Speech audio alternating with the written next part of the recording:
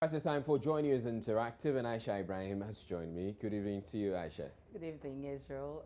I've been fascinated with this latest news coming in. Oh, the Parliament I just issue, can't the believe breaking it, news that about the roof. this And there are all happening, manner of interpretations coming out, you know. The people who are saying linking it to this corruption allegation.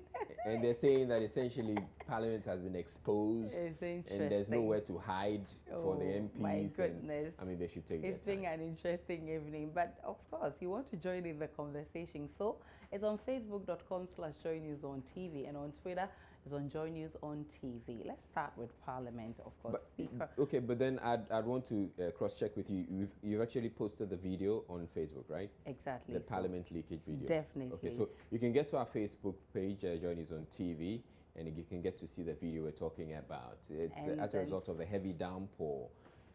The roof of Parliament apparently was ripped off, and the chamber is dripping. It's actually soaked, and it's still dripping. It's not easy. It's very pathetic. But Speaker of Parliament, before we go into those issues, Speaker of Parliament, Professor Michael Quay, has set up a 5-member committee to probe into the alleged bribery allegations made against some members of the Appointments Committee.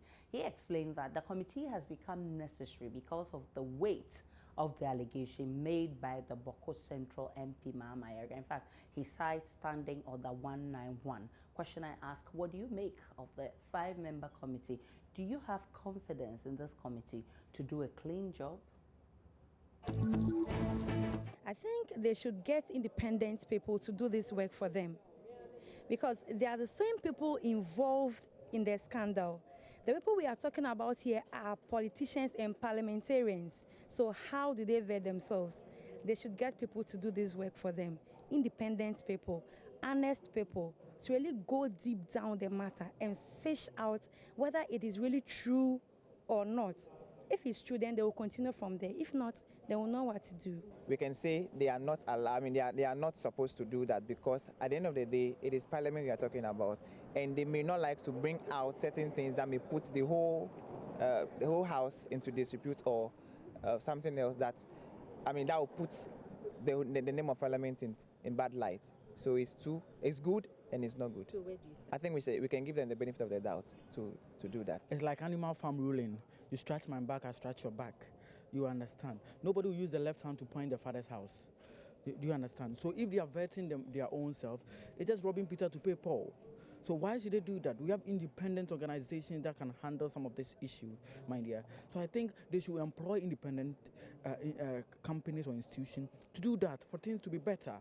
But if they do it on their own selves, they even they communicate, these are politicians, and people say police are corrupt, these are starting from Parliament, these are things that start from Parliament. You understand? So I don't support the idea at all. Why is it at this time that they are all together? And to set up a committee in the Parliament to be doing that, I think it is rather a very big issue, because when you have such issues, I think people, if there are external committee members set up, then that will really help. That would really, really help, so that if they come up with a result, it wouldn't be as if that it is from people in the house, and so they are favoring somebody. So that when it's from an external committee formed from outside the house, it would really come as a credible result.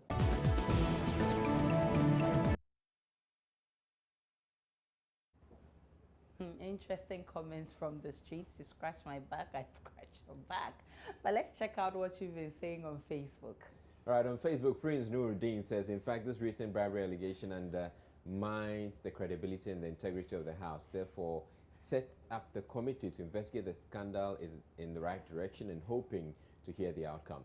Kwesi Boateng Ayepan says the credibility of the of Parliament is questionable. What they can do best is to invite Black Rasta and force him to apologize. Will they invite Martin Yamidu now? Nana Kweku says an independent body like the Ghana Integrity Initiative or Transparency International would have been ideal. Recall Joe Gate is preparing to appear before Joe Wise as a nominee. So interesting time. So essentially, Nana Kweku is just drawing attention to the fact that the guy who has been the MP who is to chair that committee, the 5-member committee, also is a nominee, is a minister designate who will be facing the vetting, the appointment committee. And then I tend to agree with people who say it's like asking a student to investigate his teacher or headmaster. Right. You know, it's interesting. Ms. Bahu says it's unthinkable that this amount can take me for a week is used to bribe a long-serving MP. For what? Or say it's okay, so this amount that can't take me for a week is used to bribe a long-serving MP. For what? Okay, so Ms. Bahu is trying to tell us that he earns quite a bit. 3,000 is... It's peanuts. Okay. Oh my goodness. Wow, give me your number, please. And Maxwell Ebu says, Ayarba, which means in tree, a sicker child wants to wait. But his name is not Ayarba. His name is Ayariga. And I know it means something in his dialect. So he says he wants to waste our time. Check who is making the allegation. He's a member of parliament, an honorable member, of course. And Chief Mano says, I'm even praying that Honorable Jose Uso will take this matter up and sue Mama Ayariga to serve as a lesson and put fear of God into all the frustrated NDC loose talkers. This bribery allegation is funny. Bam. And Ali Duinu Sayao says the 5-member committee laudable and a step in the right direction. We expect diligent job. Sana Mohammed says no, Parliament is not supposed to investigate the scandal because those who are involved are also parliamentarians. Interesting times ahead. Those are some of your comments on this issue. But of course, we are still staying with Parliament because Parliament's roof was ripped off this evening by rain, resulting in leakage in the chamber. This forced the House to adjourn, even though they were not done with business of the day. Question I ask, what do you make of this situation?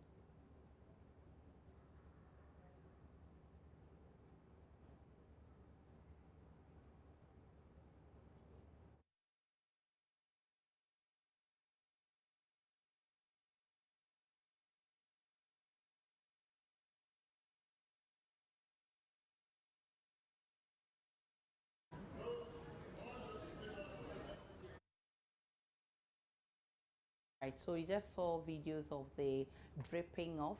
It wasn't, initially it was at the press gallery, but we found out later that it had actually dripped inside the chamber of the House, and members of Parliament were helpless. They had no option than to adjourn sitting. Let's check what you've been saying on Facebook on this matter. The chief man has the very first comment. He says, a whole Parliament House roof leaks. Hey, what a wow. I'm not shocked, by the way, because even WAEC exams leaks and bribe leaks. Ha ha ha. I laugh, enter the Mama American Ford. And Pepra Isaac, he says, I thank God. You thank God. The roof of our school building was ripped off last year, and as I speak, nothing has been done. We only teach early in the morning when the sun has not risen. When the sun rises, your guess is as good as mine. Abu Sadiq says, something good or bad is going on around. Righteousness must prevail. Gabriel says, I think this rain has exposed us as Ghanaians because of our poor maintenance culture. Shame on us. Oja.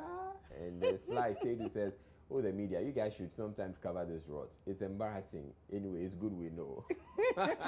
So which is which, Sly? That we should, you know, cover this rot, or we should So you stay in your corner and not knowing what's happening in your parliament. Armstrong says, this is just a sign to inform Ghanaians that the devil has come to rule.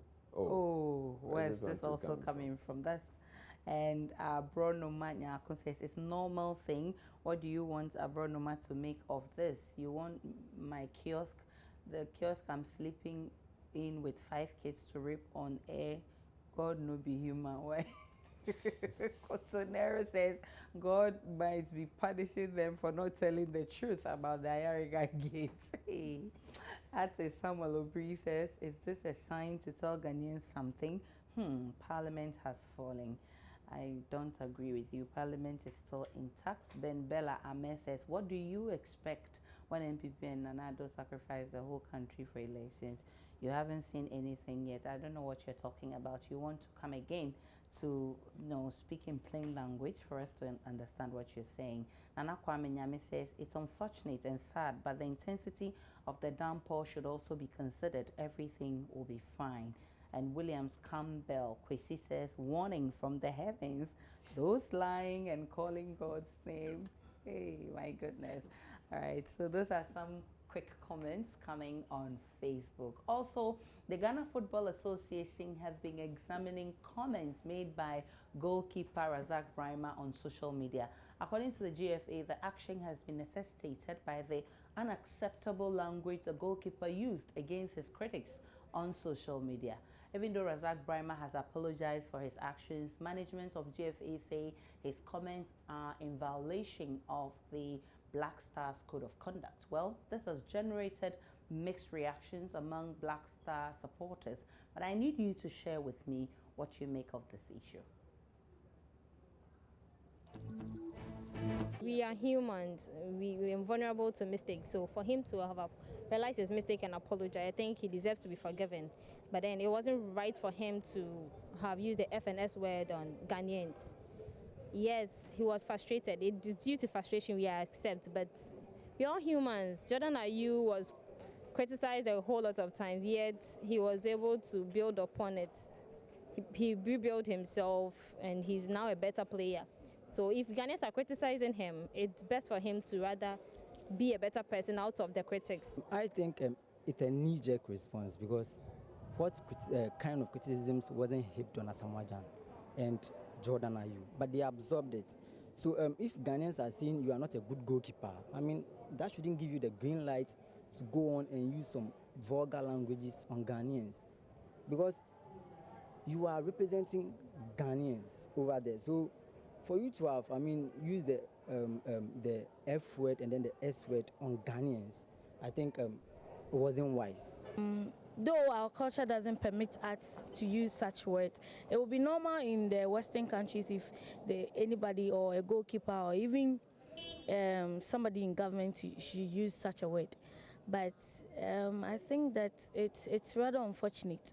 And since he has come out to apologize. I think I saw something on his Facebook page where he apologized to Ghanaians as to the kind of words that he used. So I believe that it's because of the whole pressure that was mounted around him and even the team as well. I think it's rather awful for us to hear such comment coming from Razak Brimah, because this is the situation where most Ghanaians are very hostile towards the Black Stars, and we are trying to turn our hostility into liking them, to support them, to bring the cup back to the country. And then if Razak tried to voice out his resentment, try to insult the people of Ghana for criticizing him, it's rather unfortunate. But he has apologized. And I know the Black Star team and all the GFA guys have rules and regulations they set to punish players who go contrary to these things. So I'm sure he's been penalized. I read about $2,500 fine for him. That is not enough, in my opinion, because you can't insult the people of Ghana, the same people whose taxes are being used to pay you, the same people who are cheering you up, the same people who are praying every day, day in and day out for you to bring the cap down. So I mean, it's unfortunate. Interesting comments. Israel, did you listen to the what Brimah posted on Facebook? I've actually seen that video, but I've heard he's essentially dissing Ghanaians for who are criticizing the Black Stars for not doing well, but people think that just when people thought that they're winning our support again, then he brings we're in, warming up to the Black Stars because we're performing a lot better. Then this comes in to spoil everything. Yeah. Anyway, we hope that it goes well. But finally, a Chinese school has created a grade bank to allow students borrow grades. Wow, interesting. This is in an effort to ease pressure faced in the country's rigid exam-based educational system. The grade bank enables students to borrow grades so that they can pass exams and then repay them in subsequent tests. Wow. What's your opinion on this system? And you think this system will make any positive impact? It's actually interesting, but on the more serious note, I think it wouldn't be the best for us to, have such educational system in Ghana. First of all, if you learn that person, let's say 20%, to add up to a 60% for it to be 80 for a pass mark, and then meaning the next semester the person had to, you know, get 100%. What's the assurance that the person is going to get that? Even the first time you couldn't make it at 80 and then you've been borrowed. I mean, if we have something better, you should rather look at our system of education with examination here and there without much of the practicals. That's more of touching and pressing concern to the Ghanaian students rather than that kind of educational system. Education has gotten to a stage whereby it shouldn't be more of academic work. And this is a system that, you know, there are some people in school that do sports, athletics, they go for quiz and other things. They spend a lot of time to do all those things. So when there is this great bank that you can go and borrow certain results or certain marks to support your education, it's a perfect idea. Please, many people have turned into riffraff because of commerce. So that should be our focus. You understand? How can commerce determine your destiny? It's very bad. It's abnormal. You understand? And life is for human being. Life is not for animal. So when we make systems so rigid that people can't fly through, it's going to be very bad. There are a lot of good hairs that are down now because of our results one way or the other. Most people are school dropouts due to commerce or integrated science. People do sports. I know someone who was failed 4 times in SHS because he was a sports person and he couldn't have time for his studies and he had to repeat it over and over because he kept failing. So if such a policy would come into power, it would just help people do well. Okay. I clearly remember way back in SHS when we were about to write the WASI, specifically the core maths. Most of the girls were fidgeting, they were crying simply because they had difficulties when it comes to mathematics. So I think when this policy is being implemented, I think it will help us. It will help us shape our destiny. So I think it's a good idea. Interesting. But do you realize that one thing ran through commerce. So math is really a problem. I think it's scaring a lot of people. Maybe why want to. Okay, but hold on. I'm not sure you can actually borrow from English and go and pay on commerce. Commerce, you have to, borrow from commerce to commerce. Yeah, and it's not like they're dashing it to you. Yeah, you borrow and you pay later. So whether you are scared or not doesn't come in here. All right, so Papa Abekan, the fact that this thing has gotten 55 shares means that people are really excited about it. Papa Abekan says, wow, I love enter Israel's bedroom. Ghanaians will collapse it without paying back. Abi, you know we dada. Our education system is clawing already. We will kill it with this idea. Prince Nuruddin says it will be very bogus to implement this in our schools here in Ghana. Indeed, this idea sought to promote laziness and loss of interest in learning. Nana Kweku Bibini says, looks good cosmetically, just like the way payday makes borrowers feel about payday deduction. Robbing Peter to pay Paul, shaking my head. And Chiffon says, it's a fantastic system that will ease the stress on students. Yeah, okay. But when it's payday, you know that you still have some stress. And Kwesi Boateng says, we already borrow grades in Ghana, but certainly not from Great Bank, but from our classmates and Apo. So you've been copying, you're one of those, eh? Ms. Bahu says, I can't think fine. When will they pay back? Abigail Osabute says it won't change anything because students manage to get good grades without writing exams. Oh, tell me, how do they do that? Kwesi Boateng says, we don't have grade banks, but grade factories where grades are manufactured and offered for sale. Abdul Yusuf says, I don't think it's a good idea. People will not take learning seriously because they know they can borrow if they need good grades. Andy Bema says, no, we can't implement this because our standard of education is very woeful to go by this method. David Jurasa says, Ghanaian schools are substandard, that we don't want any change. Christian Nsomi says, like I go borrow die. Nana Kweku says, Nana Kweku Jr. says, it makes sense though. All right, so those are some of the comments. It's now time.